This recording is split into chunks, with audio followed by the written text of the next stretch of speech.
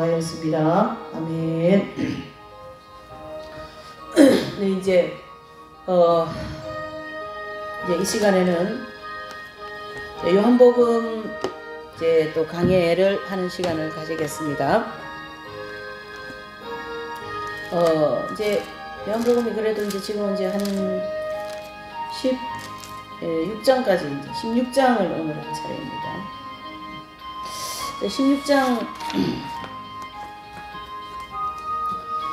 이제 오늘 오후 예배 시간에는 요한복음을 계속 연결하겠습니다. 그래서 오늘은 16장입니다. 지난주 이제 그 포도나무 비유를 통해서 우리에게도 말씀해 주시는데요. 참 그 요한복음을 이제 이렇게 계속 해 나가면서 느낀 것 중에 하나가 또 뭐냐면 그 요한복음을 우리 보편적인 사람들이 알고 있는 거와 또 예수님이 그 이제 제자들에게 말씀하신 그 내용과 너무 차이가 많이 나는 거예요. 이제 그게 바로 차이가 많이 난다는 게 뭐냐면 예수님은 계속 제자들에게 하시는 말씀이 생명이 하빌이 될 것이다. 생명이 신인 하빌, 즉 내가 너희 안에 너희가 내 안에, 이런 말씀이 이제 그때 이루어질 것이다라는 말씀을 놓고 계속 이제 제자들에게 해주시는 거거든요. 근데 이제 우리가 보편적으로 요한복음을 아는 것은 그냥 생명에 관한 말씀이다, 내지는 성령으로 충만한 말씀이다, 이렇게 정도로만 알고 있는 거죠. 그래서 특히 이제 요한복음을 보면서 더 많이 정말 주님이 말씀하신 거와 또 우리가 알고 있는 거는 차이가 많다, 이렇게 볼 수가 있는데요. 오늘 이 16장에서도 또 그런 내용이 굉장히 많이 나옵니다. 그래서 이제 전체 33절까지 있는데요.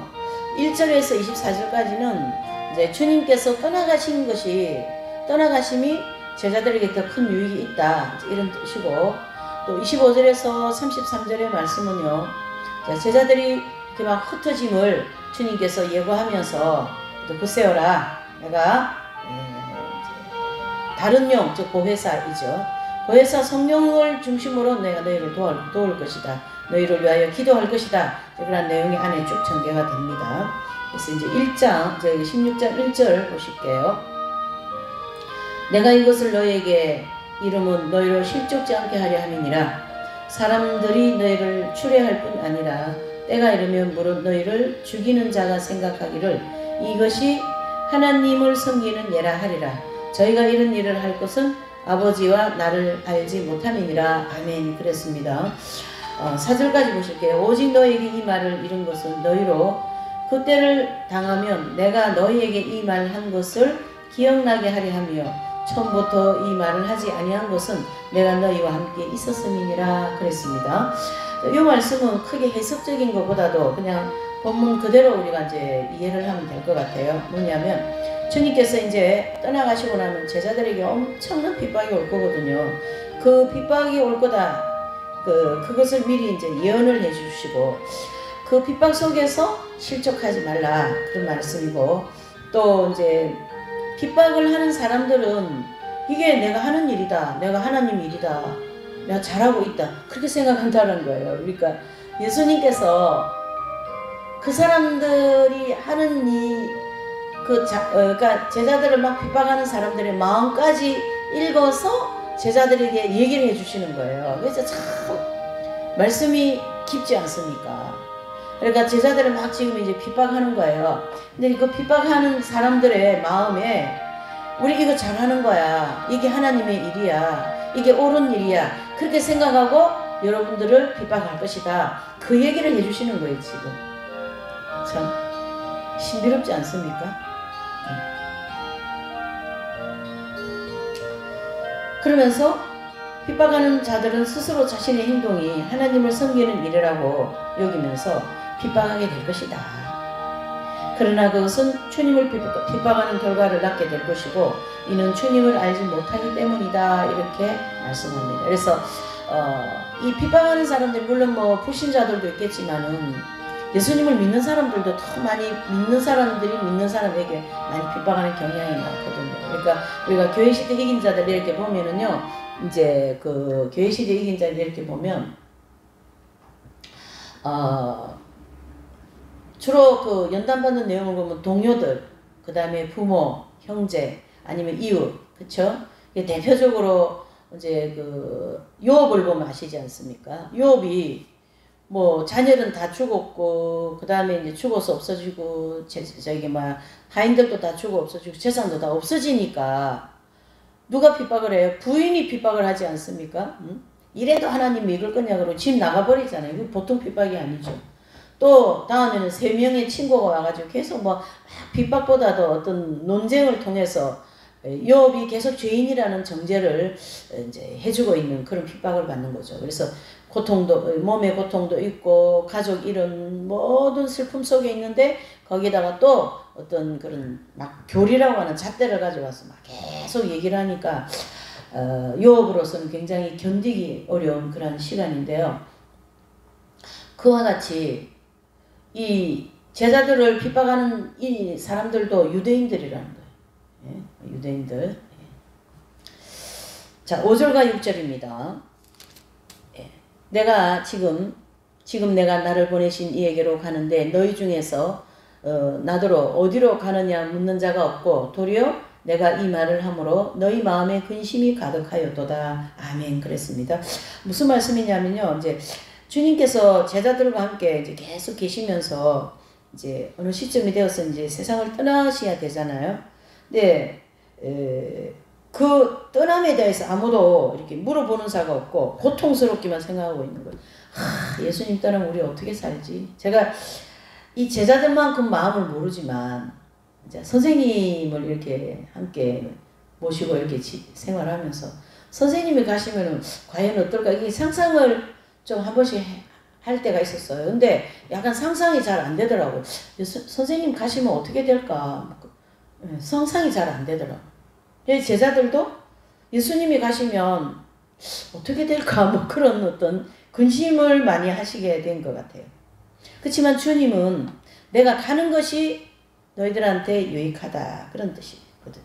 그래서 제자들은 예수님과 이별하는 거에만 더 큰 그 슬픔, 크게 느껴져서 슬픔이 생기고 또 예수님 입장은 제자들을 향하여서 예수님이 빨리 가셔야 성령이 오셔서 제자들이 영에 예수님이 들어오실 거거든요. 그게 초점인 거예요, 지금. 내가 빨리 가야 너희에게 유익이 있다는 이 말씀의 초점은 내가 빨리 십자가에 죽고 부활하고 승천하고 다음에 성령을 보낼 건데 그 성령님이 너희 속에 즉 영의 지성소에 들어오실 거야. 그게 더 유익하지 않니? 그 말씀이에요. 굉장히 담백하고 단순하면서 굉장히 깊은 말씀을 그 속에 5절과 6절에 들어있고요. 또 7절에도 보면 그러하나 내가 너희에게 실상은 말하노니 내가 떠나가는 것이 너희에게 유익이라. 내가 떠나가지 아니하면 보혜사가 너희에게로 오지 아니할 것이요 가면 내가 그를 너희에게 보내리라. 그 말씀이죠. 이 7절은 5절 6절에서 말씀한 것을 정리를 해주시는 거예요. 그래서 다시 한번 정리하면서 세상을 떠나는 것이 좋다. 그게 유익하다. 그러나 아직 제자들은 그 의미를 잘 모르셔요. 이제 나중에 합일이 되고 난 다음에 주님께서 그러한 의미로 이 말씀을 하셨구나 하고 사도 요한도 영의 합일이 된 예수님의 그 기쁨과 그 합일되어진 그 놀라운 주님과의 함께 그것을 여기다 이렇게 기록해 놓은 거예요. 예. 참 이제 예수님이 다 가시고 제자들 영에 예수님의 영이 합일이 되어진 상황에서 보니까 예수님이 그때 당시 우리에게 이렇게 얘기하신 것을 이걸 주시려고 내가 먼저 가는 게 더 유익하구나 라는 것을 말씀하셨다. 이래 볼 수가 있는 거죠. 이제 8절을 보시면 이제 이제 기능에 대하여서 말씀하고 그가 와서 죄에 대하여 의에 대하여 심판에 대하여 세상을 책망할 것이다. 그런 뜻입니다. 그래서 보혜사가 예수님 보혜사 즉 성령 파라크리토스라는 그 성령님이 오시면 하시는 일이 뭐냐? 저 기능은 죄에 대하여 의에 대하여 심판에 대하여서 내가 할 것이다. 그런 뜻이죠.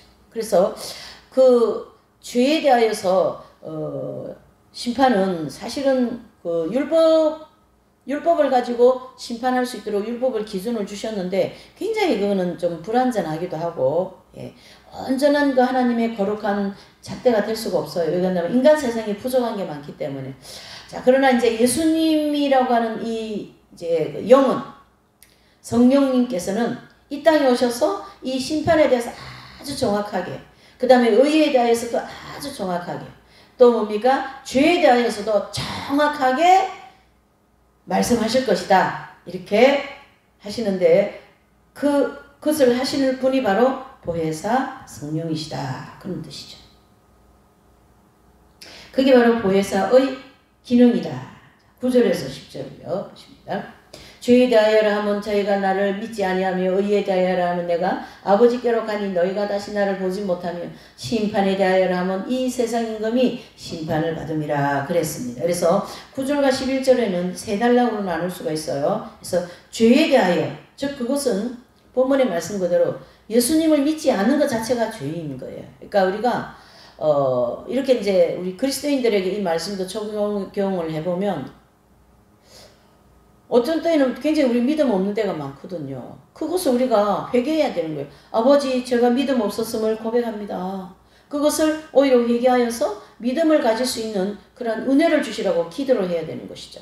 그러니까 믿지 않는 자는 믿지 않음으로 이미 그 믿지 않은 자체가 이제 심판이 되어서 심판받고 지옥을 가는 것과 같은 입장이 되고, 우리 믿는 입장에서는 믿는데 예수님 믿음 없는 때가 정말 많아요. 그래서 막 인간적인 생각, 인간적인 방법으로 일을 하고 교회를 막 이끌고 이러다가 보니까 책망도 많이 받고 또 거기에 따르는 또 뭡니까? 심판도 이른다. 이렇게 볼 수가 있는 거죠.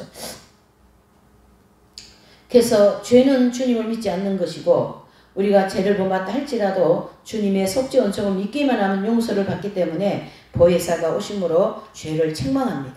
그래서 예수님이 우리에게 죄를 책망해서 우리를 회개하게 하시면 죄를 미워하게 되는 거예요, 우리가. 근데 믿지 않는 사람들은 죄를 미워하지 않아요. 왜 그러냐면 성령님이 계시지 않기 때문에 죄에 대하여서 가르쳐주지 않잖아요. 그게 굉장히 슬픈 일이죠. 그래서 예수님을 믿어야 된다. 자, 의에 대하여 책망하신다. 이것은요, 내가 아버지께로 가신다. 이는 죄인이 의인이 되는 비결은 주님의 속죄 은총이 없이는 결코 의인이 될 수가 없다. 그런 뜻이 되는 거고요. 이 죄인이 의인이 되는 수 있는 그 이제 은총을 준비하시기 위해서 예수님은 제사장의 권세를 얻으신 부활되어진 몸으로 영원한 지성소인 천국에 승천하심으로 거기에 올라가셔서 속죄 은총을 우리에게 계속 베풀어 주셔야 되는 거예요.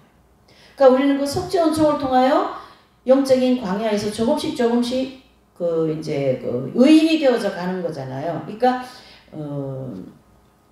점진적인 성장 내지는 점진적인 의인이 되어져 간다라는 거예요. 그러니까 믿는 순간에 의인이 되고 완전히 다 됐다 이렇게 얘기하는 거는 100% 틀린 거예요. 만약에 믿습니다. 성령 받고 막 처음에 회개하고 막 그렇게 출애굽할 그때가 다 되었다고 한다면, 원죄까지 다 해결되었다고 한다면 교회에서 죄 짓는 일이 없어야 돼요. 왜요? 원죄 문제가 해결되었으니까 교회에서 죄 짓는 일이 없는 게 맞는 거죠.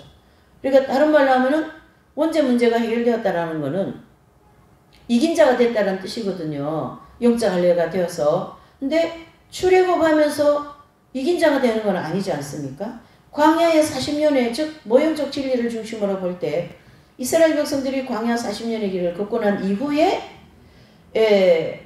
여호수아서 5장 9절에 할례산에서 할례 받고 난 다음에 가나안 땅 들어간 것처럼 과정이 있다라는 거예요. 성장하는 과정. 그걸 자꾸 빼버리고 우리가 다 되었다, 의인이 되었다, 믿기만 하라 이렇게 하면 한마디로 억지가 되는 거예요. 억지. 억지로 성경을 접목하고 신앙생활하는 것은 되지를 않는 얘기다. 이렇게 얘기를 해야 됩니다. 그래서 예수님은 죄에 대하여 책망하는 것은 속죄 은총을 우리에게 계속 베풀어 주시면서 성령께서 우리에게 양심의 빛을 비춰서 그거는 교만이야, 그건 아집이야, 그건 질투야, 그건 음란이야, 그것은 직이야, 또 포악성이야, 태만이야, 그런 걸 계속 가르쳐 주시면서 우리를 어떻게 해요? 회개하게 하면서 용서를 받으며 이제 우리가 의인이 되어서 가는 거지. 그 어떻게 한꺼번에 의인이 되는 그건 그렇게 될 수는 없는 거예요. 오늘날 이 믿습니다. 믿기만 하면 다 되는 것처럼 자꾸 얘기하기 때문에 우리 성도님들이 그렇게 생각하는데 그게 맞지가 않는 거예요. 그래서 계속 의문이 생기는 거예요. 의문이. 계속 믿기만 하면 된다고 그랬는데 왜 이렇게 안 되지? 나는 그래도 좀 열심히 산다고 하는데 왜 이렇게 내 속에 자꾸 죄가 이렇게 올라오지? 예, 그게 아니기 때문에 그런 거예요. 그게 내 삶이, 내 마음이 그걸 증명을 해준다. 이렇게 우리가 객관성 있게 얘기를 해야지. 예, 그렇죠. 두 번째로는요, 9절에서 11절 두 번째 대목, 의에 대하여 책망한다. 이 말씀은 내가 아버지께로 간다 이렇게 얘기하지 않았습니까? 이것은 죄인이 의인 되는 비결은 주님의 속죄원청이 없이는 결코 이룰 수 없다니. 그러니까 예수님이 가셔야만이 되는 거예요. 왜요? 그 다음에 예수님 대신 영이신 성령이 오셔야 되기 때문에 그 성령께서 온 세상에 이제 편재하셔서 이제 믿는 자들에게 역사를 하시면서 회개하게 하시고 의인의 길로 갈 수 있도록 해주시는 거거든요. 그래서 이 속죄원청의 없이는 결코 이룰 수 없는 일이고 또 우리에게 의인이 될 수 있는 은총을 준비하시기 위하여서 주님께서 제사장의 권세를 가지고 이제 가시지 않습니까? 그렇죠? 그러니까 이제 구약에 보면 그 제사장을 중심으로 제사를 집례하여서 그 레위기 16장 제사는 제사장이 그 제사를 집례하잖아요. 대속죄일 제사로. 그러니까 그 제사를 지내면 1년 동안 이스라엘 백성들이 지은 죄를 다 사함을 받는다고요. 그 모형적인 진리고 실제 예수님은 대제사장으로 이 땅에 오셔서 우리의 죄를 어떻게 해요? 성령을 통하여 계속 책망하고 회개하면서 속죄은총으로 번제드리기를 원한다라는 거예요. 그러면서 조금씩 우리가 정화가 되는 거지. 이와 같이 연속적인 사건으로 말미암아 속죄은총이 우리에게 이제 계속 쏟아지는 거죠. 계속 내려오는 거예요. 그러니까 회개만 하면 우리 죄는 용서받는 거예요. 그러면서 사람이 깨끗해지고 정결해지고 정화되는 거지. 한 번 은혜를 푹 받고 회개를 엄청 했다고 해서 그 죄가 없어지는 것이 아니에요. 그러니까 광야에서 순간순간 그러한 하나님의 은총으로 우리를 이끌어 가십니다. 그래서 믿음과 범죄로 말미암아 자신의 것으로 소유하게 될 때 드디어 의인이 되는, 즉 영적 할례의 은총을 받게 된다. 이렇게 되는 거죠. 그 다음에 9절 11절에 이제 세 번째 단락은 심판에 대하여 책망하신다. 이런 얘기 있잖아요. 이것은 이 세상이 임금이 심판을 받았다. 이것은 세상 임금이 이제 마귀임으로써 마귀가 하나님에 의하여 심판을 받을 것이다. 이 말씀은 무슨 말씀이냐면요.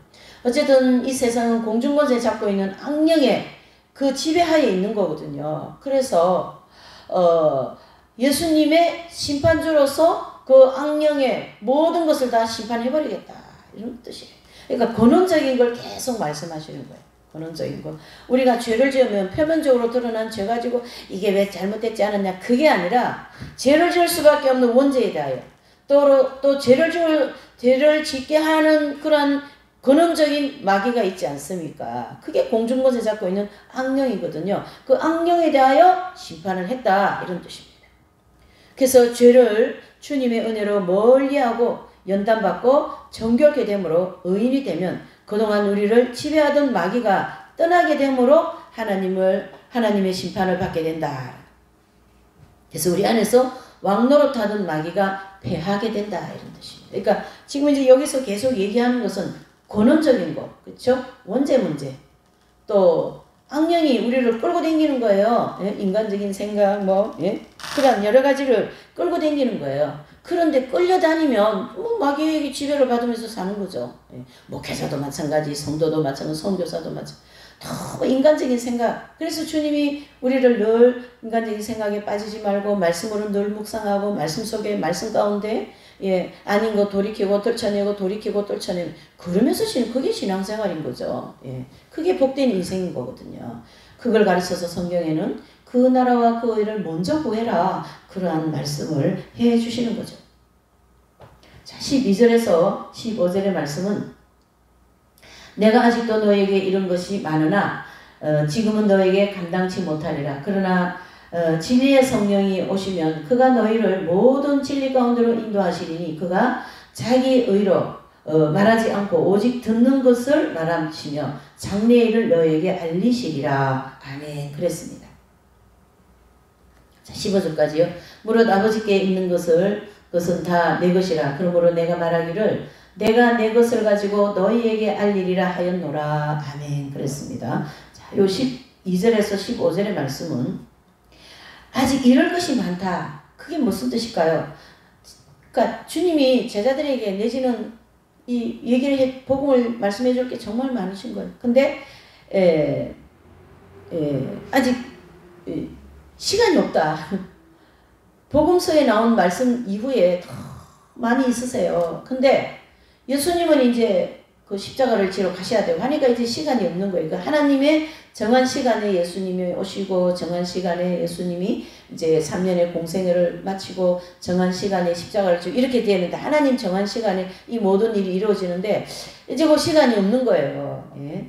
시간이 없다. 그러나 그 대타로 누가 오신다고요? 보혜사 성령께서 너희에게 오시면 너희를 진리 가운데로 인도할 것이요 장래의 일을 나타낼 것이다. 그러니까 예수님은요 사실은 예수님이 하시는 일은 속죄 제사밖에 드리는 게 없어요. 왜요? 짧잖아요. 인간의 몸을 입고 제물이 되셔야 되고 또 그 제물로 되시는 그 속죄의 제사를 그 예수님이 직접 몸으로 드려야 되는 그 일 때문에 오신 거거든요. 그러면 이제 그 제사 내지는 모든 거 이제 다 끝났으면 가셔버리잖아요. 그러면 그 예수님 대신에 오시는 성령께서 교회 시대 2000년 동안 많은 성도들한테 이 성령님이 오셔서 함께 하면서 계속 예수님의 역할, 그쵸? 속죄 엄청에 대하여, 의에 대하여, 심판에 대하여, 죄에 대하여 말씀하시면서 우리를 이끌어 가실 분이 바로 성령이시다. 그런 뜻이 되는 거죠. 그래서 보혜사, 우리를 도우신다, 보호하신다. 그러한 뜻을 가지고 있는 게 바로 파라크레토스다. 그런 뜻이 되는 거죠.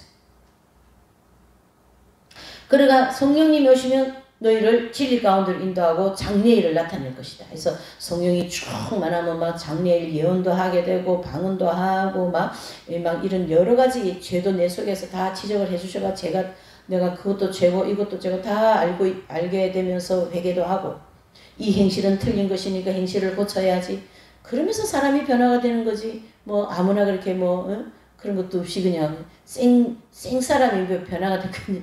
그거는 불가능한 일이 안 되는 거예요. 결과적으로 성령에 익은 열매가 된다. 이런 뜻입니다. 성령으로 익은 열매가 된다.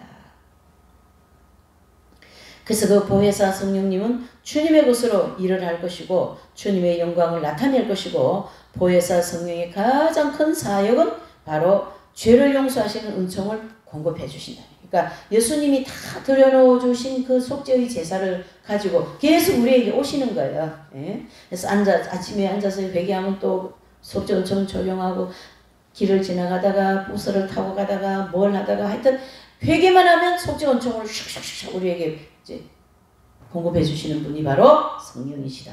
얼마나 중요합니까? 그러므로 은총은 주님께서 예비하신 것이고 그러기에 주님의 것이다. 즉 내 것이라 그랬잖아요.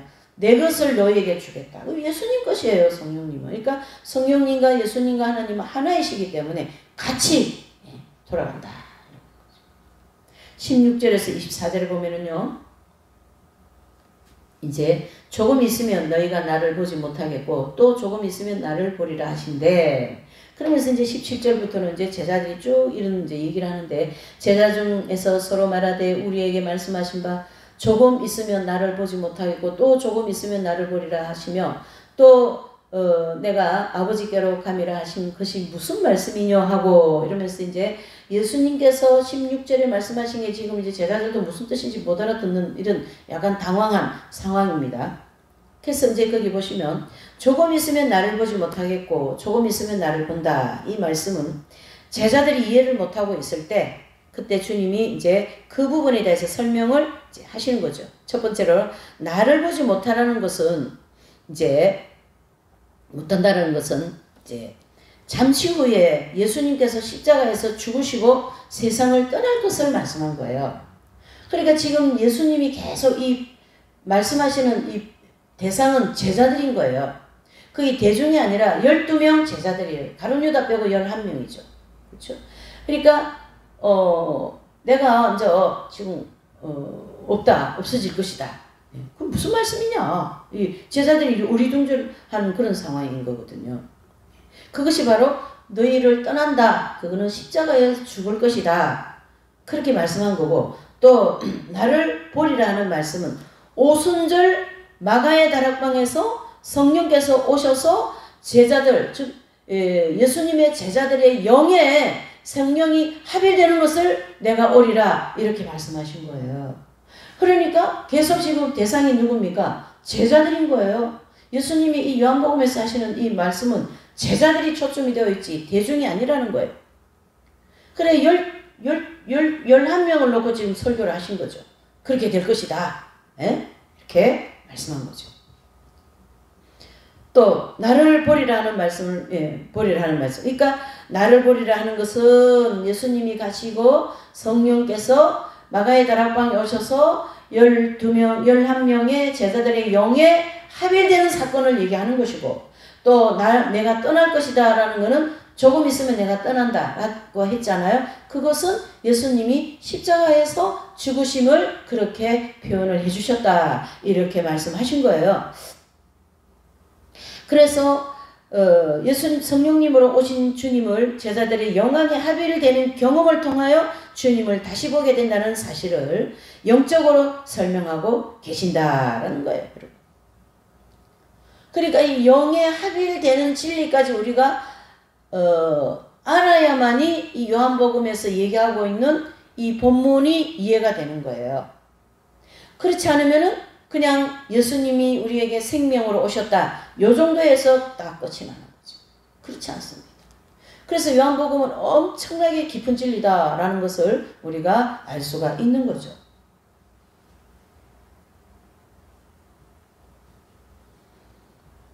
그 다음에 너희는 곡하고 애통하나 나는 세상은 기뻐한다. 자, 너희는 곡하고 애통하나 세상은 기뻐한다. 이 단어를 두 개를 나누면요. 주님의 죽으심으로 제자들을 비롯한 기독교인들은 크게 슬퍼하지 않겠습니까? 그렇죠? 예수님이 가시는 그 모든 과정에서도 십자가를 지고 가실 때 여인들이 많이 나오잖아요. 예, 거기. 그런 여인들이 막 예수님 가시는 것 때문에, 예수님 고통받는 것 때문에, 예수님 십자가 지고 가시는 것 때문에 막 얼마나 많이들 손수건 들고 웁니까? 예? 그랬을 때에 예수님이 예루살렘의 딸들아 나를 위하여 울지 말고 너희와 너희 자녀를 위하여 울라 이렇게 말씀하지 않습니까? 그러니까 막 애통하는, 예수님 가는 것 때문에 애통하는 거예요. 쉽게 얘기해서. 제자들도 막 비통해하는 거예요. 예? 그러나 세상은 기뻐한다. 이것은 이제 예수님을 믿지 않는 사람들, 또 예수님을 미워하는 사람들, 예수님 십자가에 못 박혀 죽으니까 진짜 기쁜 거죠. 잘 됐다.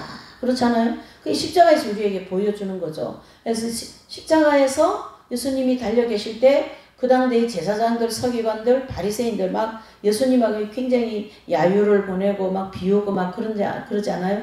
예언자라며 예언해봐라. 뭐 하나님의 아들이라며 하나님의 아들이면 살려준다고 하니까 하나님의 아들 기도해서 살려달라고 하라. 뭐 이렇게 엄청난 비유성과 야유하는 소리를 막 그 십자가 밑에서 막 계속해야 되지 않습니까?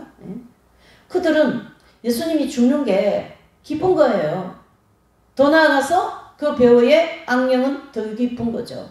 그래서 우리가 그 패션 오브 크라이스트라는 영화를 보면 이제 예수님이 막 십자가에서 이제 또 그 채찍을 맞고 할 때 그 막 제사장들은 예수님 죽여라 뭐 어쩌고저쩌고 못되게 막 할 때에 배우의 악령은 슬슬 다니면서 막 악한 영의 미소를 막 띠면서 이렇게 거닐고 있는 걸 볼 수가 있지 않습니까?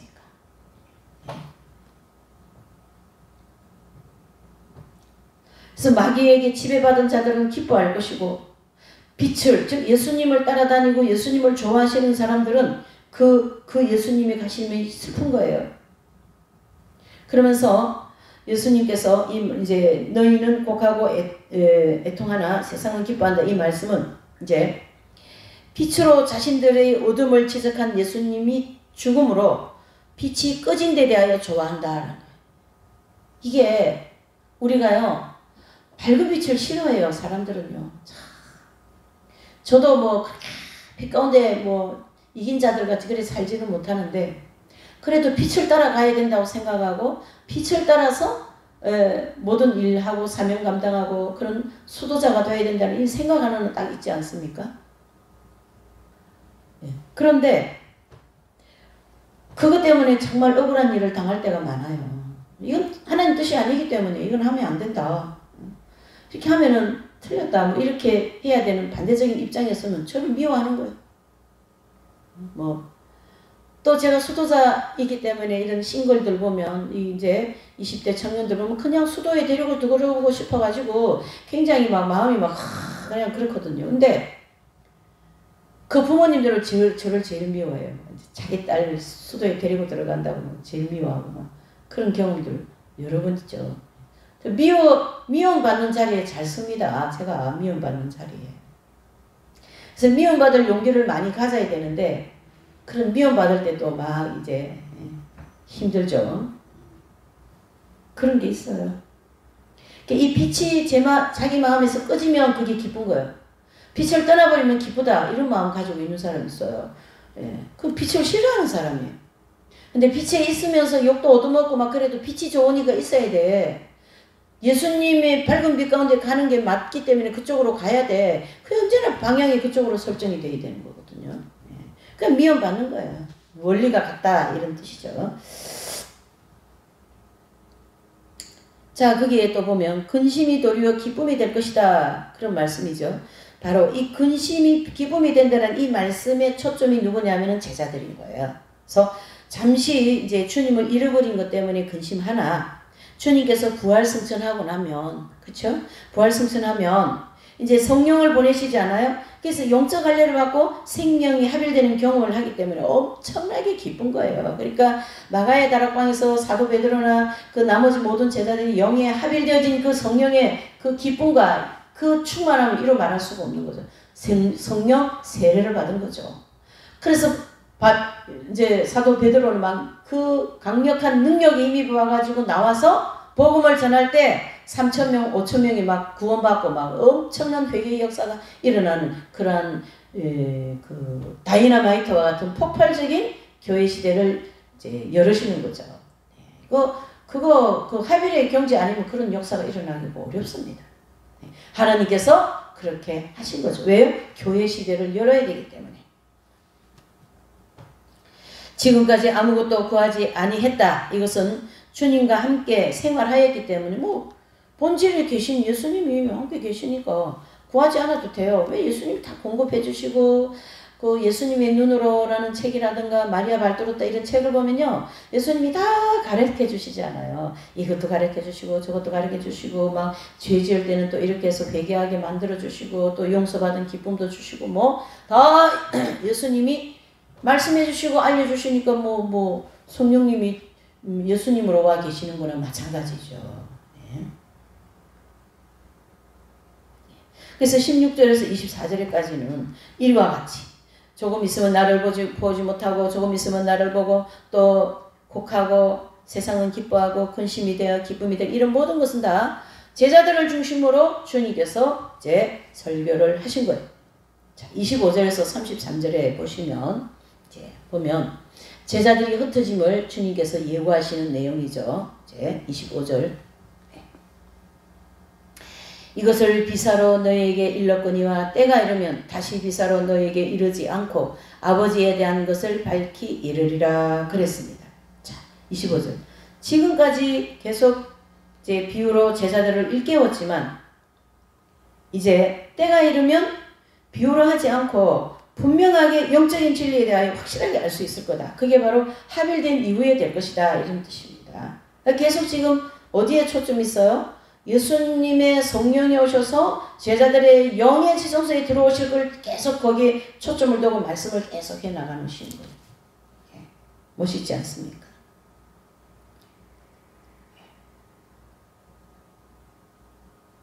예. 26절을 보실까요? 그날에 너희가 내 이름으로 구할 것이요 내가 너희를 위하여 아버지께 구하겠다 하는 말이 아니냐 그랬습니다.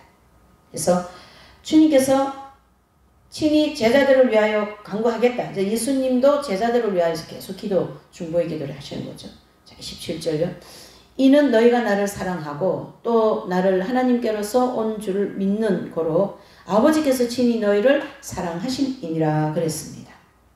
그래서 나를 하나님께로 온 줄 믿고, 그러니까 예수님이 어디서 오셨어요? 하나님 아버지의 아들이라고 그 베드로는 주는 그리스도시요 살아계신 하나님의 아들입니다. 이런 멋진, 도마도 어떡합니까?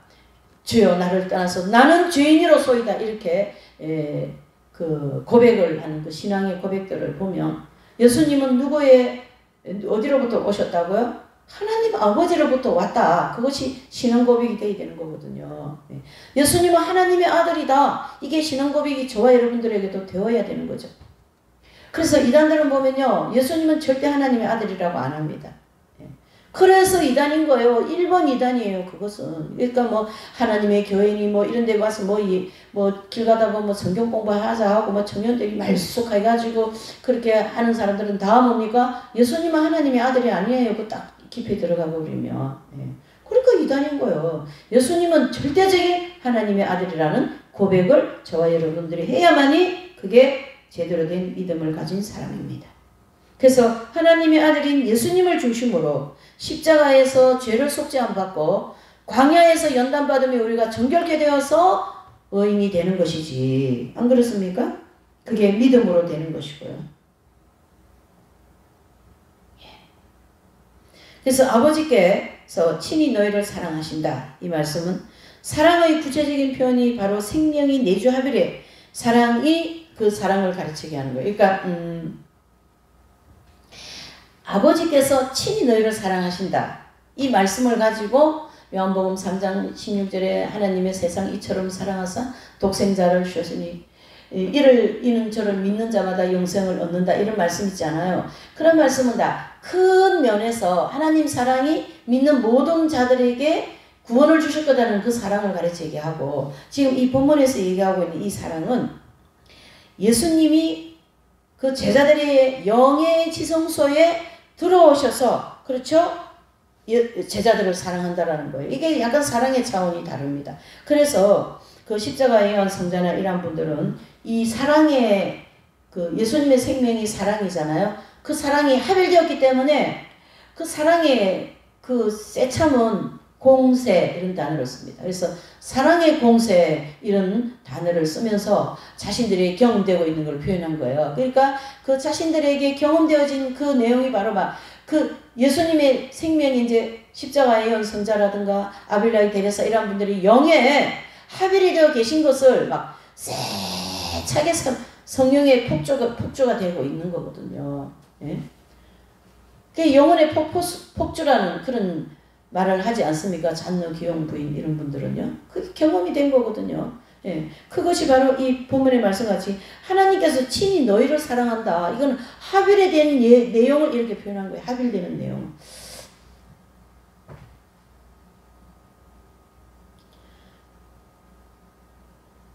그래서 사랑의 구체적인 표현이 바로 생명이 내주합일되는 사랑의 공세다 이래 볼 수 있는 거죠. 그러니까 이 생명이 영의 지성소에 들어오시면 그 사랑이 막 확 쏟아지는 거예요. 그러니까 오른쪽 뺨을 때리면 왼쪽 뺨도 돌려야 되는 그 원수를 사랑할 수 있는, 그게 계속 지속적으로 되는 거예요. 한 순간적으로 되고 또 좀 있으면 미워지고 그게 아니라 계속 되는 게 특징입니다. 이 사랑의 그 합일이 되신 분들은. 그래서 그 한 시대를 막 핵으로 사랑으로 내지는 빛으로 막 예수님 같은 그런 형태로 막 그 빛을 드러내지 않습니까? 그러니까 주기철 목사님이나 썬다싱이나 이런 분들은요 계속 지속적으로 그런 사랑을 실천했기 때문에 영적인 거인들 내지는 영적인 거성들 이렇게도 얘기를 하는 거죠. 자, 28절입니다. 내가 아버지께로 나와서 세상에 왔고 다시 세상을 떠나 아버지께로 가노라 하시니 그랬습니다. 그래서 이제 부활하심으로 하나님께로 가심을 밝히는 거예요.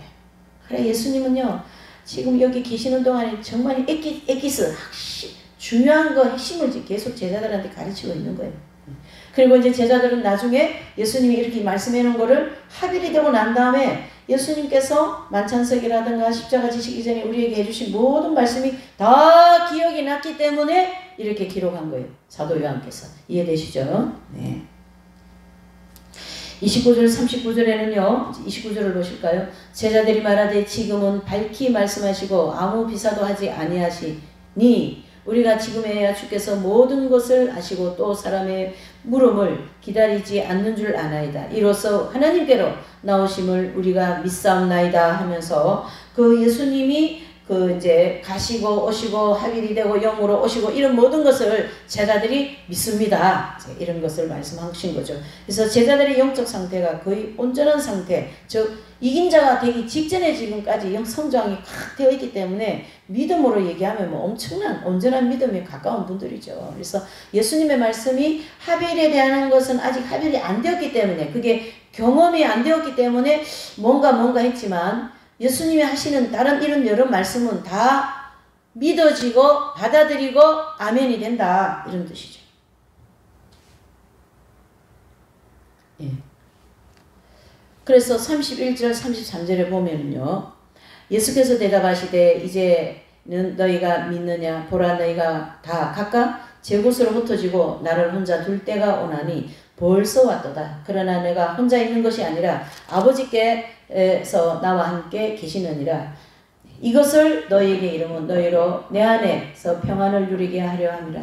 세상에서는 너희가 환난을 당하나 담대하라. 내가 뭐예요? 세상을 이겼노라 하는 이 유명한 말씀을 이제 마지막으로 해주시는 거예요. 예수님께서. 마지막. 그러면서 주님께서 제자들이 자신을 버리고 각기 제 갈 길로 흩어질 것을 예고하시는 거예요. 그러니까 제자들은 이제 그 예수님이 십자가에 가시고 그냥 맥없이 돌아가시지 않습니까? 막 엄청난 고통과 십자가에 달리면서. 그러니까 그 당대에는 그 십자가의 나무에 달리는 죄인은 죄인 중에 큰 죄인인 거예요.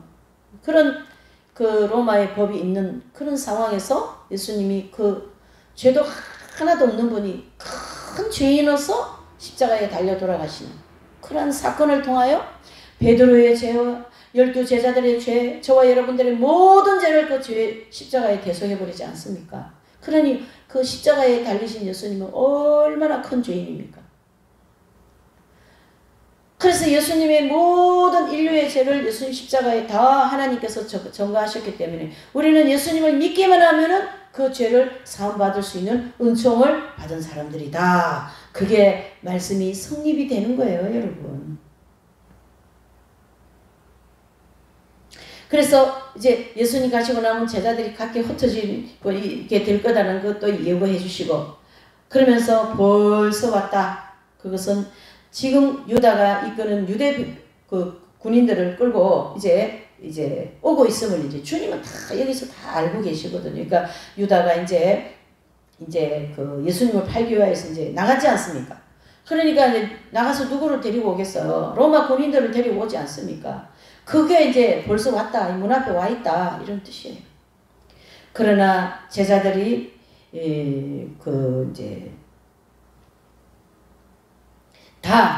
제자들은 다 그냥 달아나 버립니다. 달았는다 할지라도 주님은 혼자 계시는 분이 아니라 하나님과 함께 계심을 밝히고 이런 믿음이 우리에게도 있어야 된다. 그 얘기를 교훈을 계속 말씀해 주고 있어요. 메시지를 계속 주시는 거죠. 너희가 나를 떠나서 다 흩어질 거야.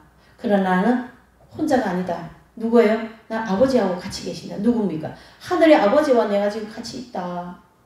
알겠느냐? 그 얘기예요. 그러니까 하나님과 언제든지 함께 계시는 거예요. 예수님은. 예수님과 하나님과의 끊어질 때는 언제입니까? 십자가에 달려서 어떻게 해요? 오빠가 죽으실 때 그때 엘리 라마 사막다니 아버지 어찌하여 나를 버리시옵나이까? 그 순간은 하나님이 버리실 수밖에 없어요. 왜요? 죄인이기 때문에. 이만큼 하나님은 죄와 결탁이 절대 안 되는 분입니다. 왜요? 거룩하신 분이기 때문에. 죄는 더럽고 어둠이기 때문에. 그래서 예수님이 그것을 대속하신 거예요. 그래서 대속죄주 예수 그리스도, 대속죄주 대제사장 이렇게 히브리서 기자는 말씀해주고 있는 것인 거거든요. 33절의 말씀도 주님께서 이 말씀을 미리 하시는 것은 앞으로 당할 환난을 이제 기억하면서 이제 어떻게 이 환난이 이기는 거에 대해서 예수님이 다 겪지 않습니까? 그러니까 3년 공생애 동안 많은 그런 복음 사역을 하실 때 엄청 고통을 많이 받으시기도 했지만 이제 그 고통이 최절정이 바로 골고다에 내지는 십자가에 못 박혀 죽으시는 그 과정인데요. 그 골고다에 이미 십자가를 치시기 전에 이미 예수님의 몸은 다 찢어지고 그 다음에 뼈가 드러날 정도로 채찍을 맞으셔가지고 다 거의 몸이 막 나달나달 그렇게까지 되어진 고난, 또 그 엄청난 그 가시 면류관을 쓰셔야 되는 고난, 또 십자가에서 양손과 양발과 옆구리에 창을 받으셔야 되는 그 고난, 그것을 예수님은 다 받으시고 이기시지 않았습니까? 그래서 33절에 그렇게 말씀하신 거예요. 내가 환난을 당하나 담대하라. 내가 세상을 이겼다. 누가요?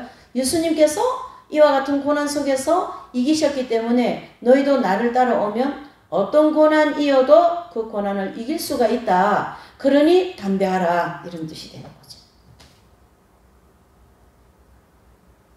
그래서 이런 주님의 행실이 있을 때 우리 안에 평안을 누리게 되어 있는 것이고, 또 주님께서 세상을 이긴 것처럼 우리도 세상을 이길 수 있도록 소망하도록 주님이 말씀을 해주고 있습니다.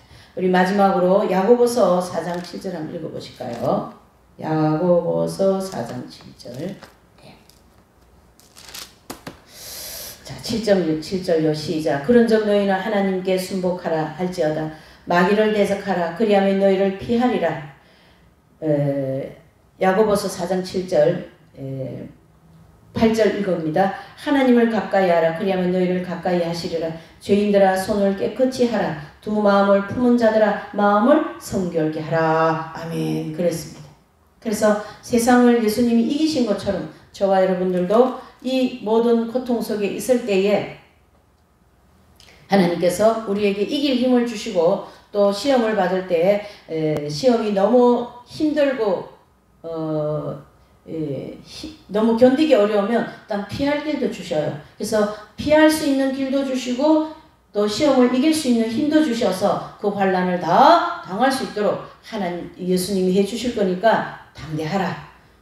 걱정하지 말라. 믿음을 가져라. 말씀을 붙들어라. 성령께 의지해라. 그러한 뜻이 되는 것입니다. 자, 그래서 오늘 이 요한복음 16장에서는 이제 제자들에게 계속 주님이 어떻게 해요? 가시고 오시고의 핵심이 뭡니까? 가시는 거는 십자가의 죽음에 대해서 말씀하고, 그 다음에 오시는 거는 성령이 오셔서 제자들의 영의 지성소에 합일이 되어서 너희와 항상 함께 있겠다. 그러한 말씀의 핵심으로서 이제 저와 여러분들에게도 이 말씀을 중심으로 늘 주님과 함께 있을 때 우리에게 성령께서 오시고 또 성령의 충만함 받으면서 이 거칠고 이 거짓과 아비경, 이 정말 고통스럽고 답답한 이러한 세상을 성령님과 함께 열심히 달려가노라면 모든 세상을 이길 수 있고, 또 우리의 삶이 더 성령 충만한,